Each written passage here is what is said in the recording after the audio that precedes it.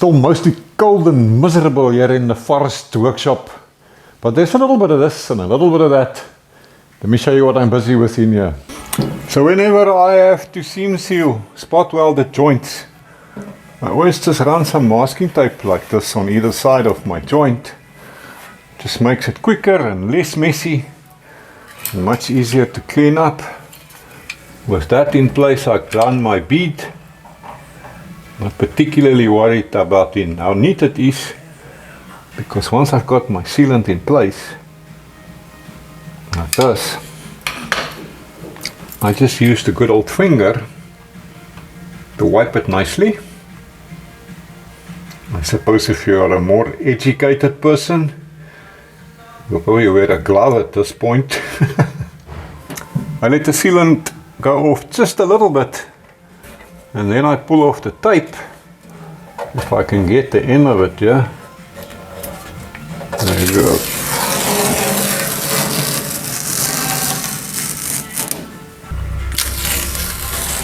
And you end up with a nice clean joint, no mess, no cleanup necessary. I've got some insulation installed here in the back part of the cab. I tried my luck with some stuff off of Temu. Yeah, the old greybeard here got sucked into that trap.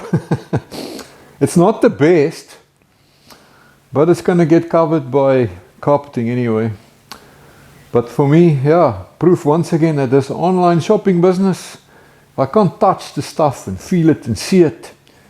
You don't really know what you get until you got it. Nevertheless, here we are. It'll do. My manual airbag controller is fitted here on the tunnel, and I guess these control levers are a little rusty at the moment, so maybe I will take them off and make them a little prettier. The plumbing here is halfway done, and here where my air lines go through the back of the cab, I've got some rubber grommets installed, so we should be good there. I guess down the line I will make a cover for this so that you can't see this, the airlines here. Now those pressure gauges down there, that's a temporary arrangement. I still have to remove them and then install some lines that will run from here forward to the dashboard. And then one day this thing will go in right there. I obviously still have to paint it. And then we will have 5 gauges. One for each airbag, and the 5th one to show me the tank pressure. Alright, now the insulation is in place here on the inside of the firewall and across the front part of the tunnel.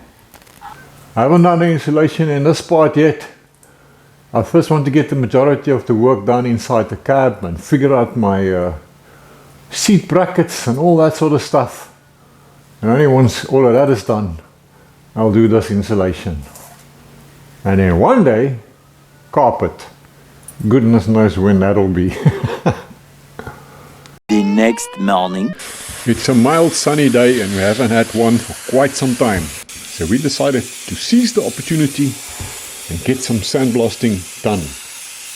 The area where I normally blast is still wet from the floods we had some weeks ago. So a temporary arrangement out in the sun. Wayne is giving me a hand, and as you can see, he's going soft. Now that he has crossed the half-century mark, his reputation as the barefoot mechanic is going down the tubes. He is busy blasting the inside of the Hudson grill shell.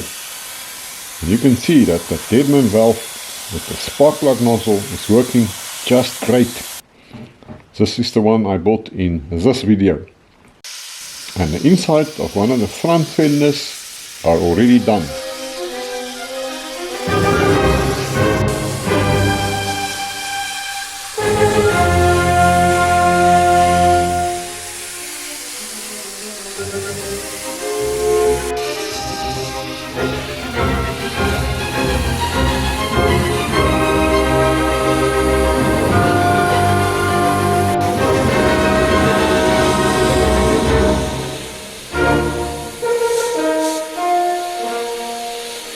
couldn't let Wayne be the only one to get filthy, so I'm joining in the fun and busy blasting a collection of smaller parts and brackets. That welding helmet with a clear screen actually works quite well.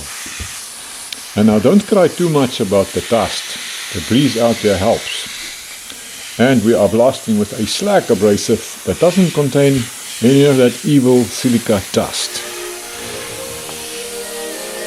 The original Hudson grill is pretty much intact but quite rusty, so I'm sandblasting that as well, then it can get some fresh paint.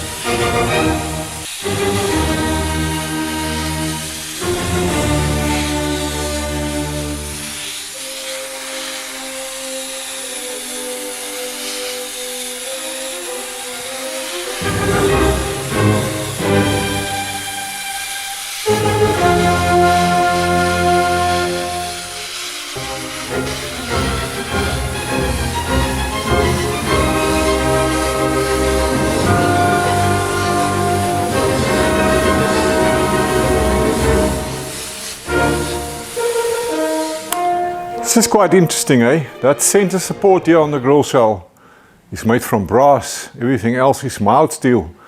So these fins, if I can call them that, they are braced onto that center support right there. The holding primer going on, and I'm still contemplating what color to make this thing. Black or silver or maybe Hudson blue. I don't know yet.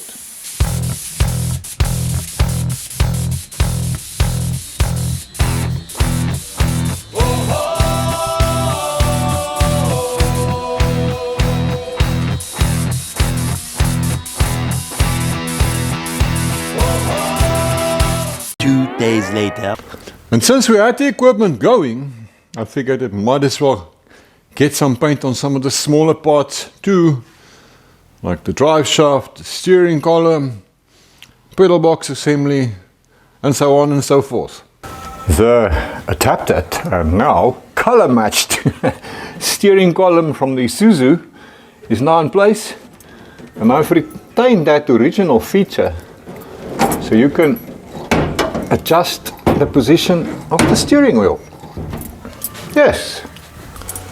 Right here where it comes through the firewall, I made that cover plate to keep the water out of the inside of the cab. So that should be good. And then it runs along the steering box up there, that close to that plug wire down there, but it clears. So I guess that's good enough. Right here, you can see there's a weld line there and there. That's where I lengthened it, and I sleeved it as well and did some plug welds, so I'm not concerned about it at all. Done it many times before, and all of those cars are still driving. It's essentially just the stock steering column and shaft from my donor Isuzu pickup. The only changes is that I've lengthened it. And for the rest, yeah, it's original right down to the universal joint where it joins onto the Isuzu steering box. Yeah, and I think it's working out pretty well. Well, now I can also assemble my custom brake booster setup. So this booster actually sits on the inside of the firewall, and only the master cylinder is visible on the front side. So I came up with all this bracketry to be able to do that. You'll see just now when I put it in how it all goes together. In fact, link here on the screen if you want to see the video where I came up with all of this and built the bracketry. Okay, so I've had this thing in here before when I made it, so I see no reason why this shouldn't be a straight fit. I can just get the holes lined up there. There we go. Yes. Let's get a bolt in here quickly.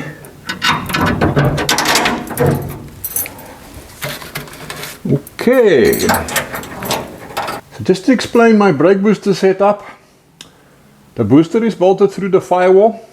Master cylinder sitting on the front side of the firewall, but I felt that wasn't enough support for the pedal box, and that's why I made these brackets that also bolts the pedal box to the dashboard structure. And then I also installed this black doubler plate to provide additional support and structure and strength. Now it can't go anywhere, and I'm happy with that. It's just a length of flat bar that runs the whole length of the dashboard here underneath, just to beef it up a little bit more. Got the same thing going on here to keep that steering column in place when there's some violent action going on. Bolts everywhere. Where would I have been without support of Mesker Engineering Supplies? Thank you, Michael, Michaela, and the rest of the team. Too many names to mention. So here on the front side of the firewall, here you can see we have the studs from the brake booster and that pin thingamajiggy. And right here, that's the connection for the vacuum pipe. So my master cylinder will go on there, but I did make myself a little gasket that I'm going to stick on there first, just to provide a bit of a seal for water. And then my master cylinder, a brand new one, goes on right there. I just got to find some nuts and I can tighten it. The main reason why I mounted that booster on the inside of the firewall is because there's just no space up here in the rather small confines of this Hudson engine compartment, but it makes it a lot cleaner as well, not having this brake booster sitting here somewhere, and I like that a lot.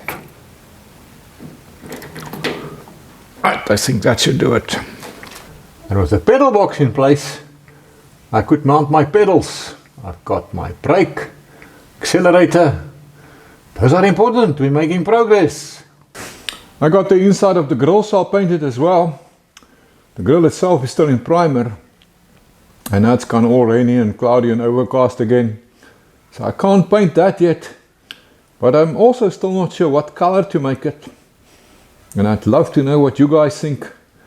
So we make it black, maybe like a satin black, maybe silver, maybe the same blue color. I don't know. Let me know what you think. I can't fit the grill shell yet, because the grill needs to go in there before I can mount the whole thing. So I'm going to have to wait for the weather and for a decision on what color to make this thing. And we can get paint on it, stick it in there, and then we can fit this whole thing. I actually can't wait. So let me know what color I must make this thing, and pray for a sunny day. Yeah, and as far as the front fenders go, we only managed to get one of them blasted into primer before the weather turned sour and became miserable again. But it's probably a good thing, because I kind of forgot about some cutting and welding that I still want to do. You see, originally the headlights mounted here on the side of the grill shell, typical of cars from the 30s and the 40s. But I don't want to do that. I would like to try something different. So let me share my thoughts with you. Now this thing is currently just lying on the ground. I can't fit it yet because it attaches to the grill shell, which is obviously not in place yet. But let's imagine it's where it needs to be. Now normally those headlights were sitting here, but my thought is to actually have headlights sitting here. I think that'll make the whole car look lower and meaner and cooler. Now my idea is to find some early 60s Beetle headlights, because they sit at an angle, the lenses are at an angle. The later models, they were upright. The headlights I used on that fly trap here is from the later model Beetles. You can see that they are upright. And she's all wet from sleeping outside and standing in the rain. I think that can work. My current challenge is to find a pair. They're not easy to come by anymore, but I think I've got a lead on a pair. So hopefully by the time I see you again, I would have gotten them, and then we can see if we can fit them in here and make it all work and see what it looks like. I actually can't wait. And from a chilly forest workshop, that is my story for this round. I'm gonna go and join my wife by a cozy fire and dream of long summer days. Until I see you again, as always, have a lekker one.